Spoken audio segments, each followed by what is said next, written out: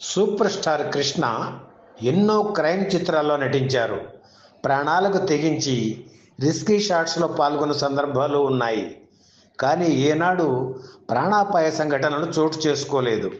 అయితే హీరో కృష్ణ త్రిపాత్రాభినయం చేసిన సిరిపురం మొనగాడు చిత్రం షూటింగ్లో జరిగిన ఓ దుర్ఘటన ఆయన మదిలో చాలా కాలం నిలిచిపోయింది.